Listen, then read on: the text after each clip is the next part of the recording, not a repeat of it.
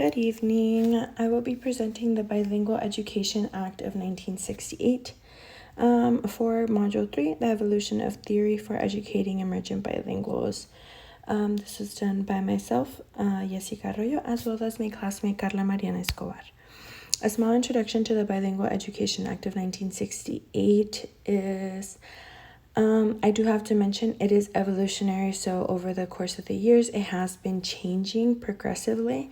Its official name given was Title VII of the Elementary and Secondary Education Act of 1965, so it also became known as the Bilingual Education Act. The purpose of the Bilingual Education Act was a primary federal legislative effort that was aimed to provide equal education opportunity for language minority students in the United States. It did state that bilingual education programs were to be considered as part of federal education policy. So it provided those federal funds to go towards the education of emergent bilinguals.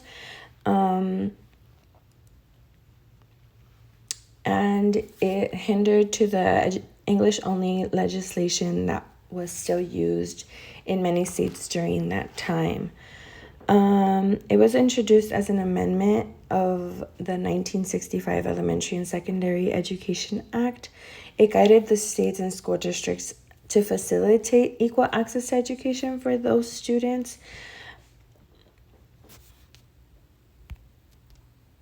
Okay, some historical context. So, in the United States, bilingual education has deep historical roots. It was influenced by federal and state governments, including litigation and local initiatives. So, in 1960s, civil rights movements mainly advocated for the rights of African Americans, provided crucial backdrop for Bilingual Education Act's emergence. In 1964, Civil Rights Act emphasized educational equality while prohibited discrimination, right? And after the immigration policies in 1965 settled down, there was an increase in students who did not speak English. There was a majority part being of Latin American roots, so most was Spanish language emergent bilinguals. We just saw a vast amount. Texas was one of those states who struggled to teach students who only spoke Spanish. So from this, in 1967, Ralph Yarborough proposed the Bilingual Education Act to the Elementary and Secondary Education Act. So this pretty much was an act where the federal funds application included funds to create, implement, and staff bilingual education. It also created funds for parent involvement with the students. The initial funding that was given was $7.5 billion.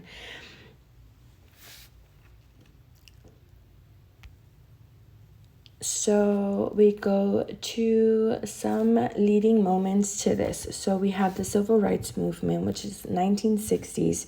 And then we have in 1964 the Civil Rights Act. And in 1965, the immigration policies were settled down. In 1967 was when it was proposed by Ralph.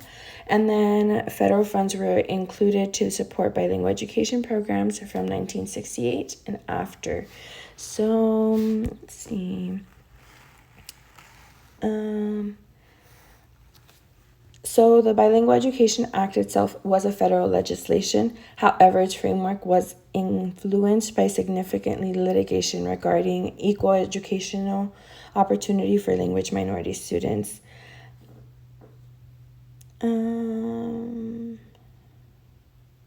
So some initial leading factors were the Mayer versus Nebraska, where the Supreme Court declared a Nebraska state law prohibiting the teaching of foreign languages to children in private classes unconstitutional under the 14th Amendment.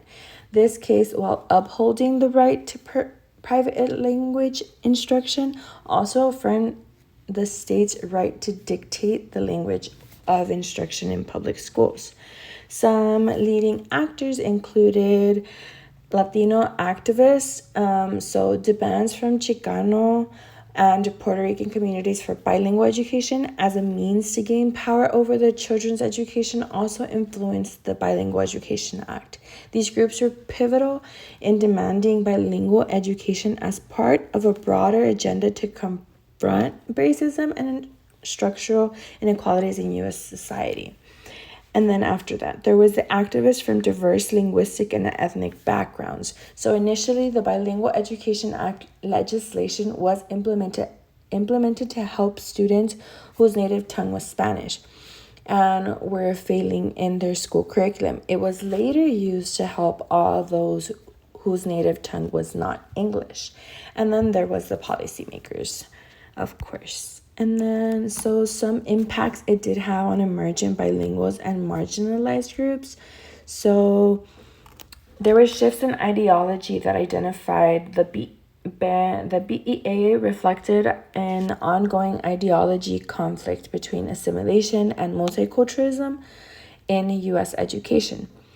And then there is, so the initial intent versus the reality of it, right? So despite widespread Latino supports for a more radical form of bilingual education, the Bilingual Education Act often promoted programs that, according to some critical assessments, tame the tongues and silence the voices of language minoritized communities. So the bill was initially not initially designed to fully support the activists' broader goals of confronting racism and structural inequities. The Bilingual Education Act initially seemed to offer Latino communities pride in being bilingual and bicultural, so it was the Pride for the People era. However, this idea of pride was contested due to white nativist blowback, which pushed bilingual education programs toward English-only instruction and immersion.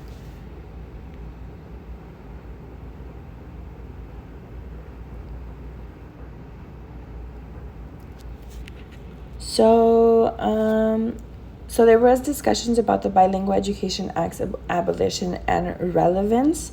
So the Bilingual Education Act's trajectory over 50 years was problematic, with a constant tension between supporting linguistic diversity and pushing towards English-only instruction, correct?